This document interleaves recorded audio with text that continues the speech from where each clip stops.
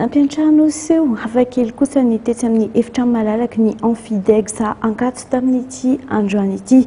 Nahazo laka ny kolotsaina sinoa sy ny fampisehoana ny fifehezana teny sinoa nandritra ny dingana famaranana eo amin'ny sehatra nasionaly sy fifaninanana iraisam-pirenena mahakasika ny fifehezana ny teny sinoa izay andiany fa 10 Ravakarandriamanalina sy Mamy Rasamoely no mitatitra ny vaovao. Nanakoako ny mozika sinoa sy ny lateny amin'ny teny sinoa teto amin'ny efitrano malalaky ny Amfideg sakatso tamin'ity androany ity. Tanora gasy ray sy reny avokoa ireto mandray anjara amin'ny fampisehoana ireto izay tafiditra anatin'ny fifaninanana iraisam-pirenena mahakasika ny fifehezana ny teny sinoa. Iray amin'izy ireo i Paul izay taoriana ny fahazoany lisansa amin'ny lalam-piofanana filozofia dia nisafidy ny andalina ny teny sinoa sy ny kolotsaina sinoa.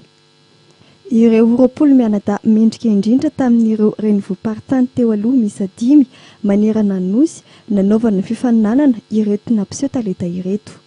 Any amin'ny faritany zany efa nisy fifaninanana nitsongaina an'ilay hoe mahery indrindra isaky ny faritany dia androany indray zany fifaninanana eran'i Madagasikara dia nitsongaina eo zany ny roa voalohany izay nandeha ho an'ny Chine handray anjara amin'ny fifaninanana erahana amin'ny continent dimy zany hoe ireo mpianatra rehetra zao tontolo zao zany handray anjara ireo le mahery indrindra le maindrindra.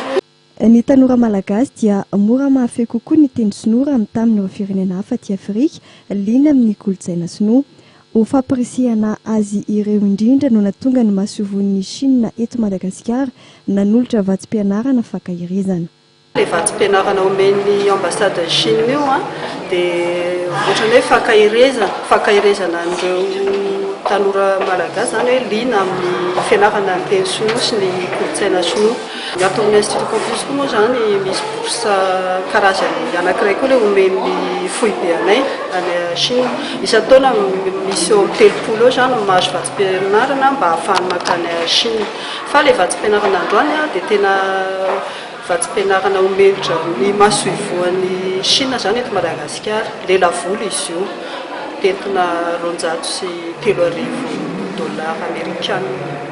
Raha ireo mpianatra avy amin'ny Institut Confucius Antananarivo no nahazo tombotsoa tamin'izany vatsim-pianarana izany hatramin'ny taona 2012 dia niavaka izany tamin'ity taona ity satria notolorana ihany koa ireo tanora mendrika avy amin'ireo toeram-pampianarana teny sinoa miankina amin'ny Institut Confucius Antananarivo misy 20. Mitotaly 450 araka izany ireo ankizy manerana ny nosy nahazo ity vatsim-pianarana fankahirezana ity.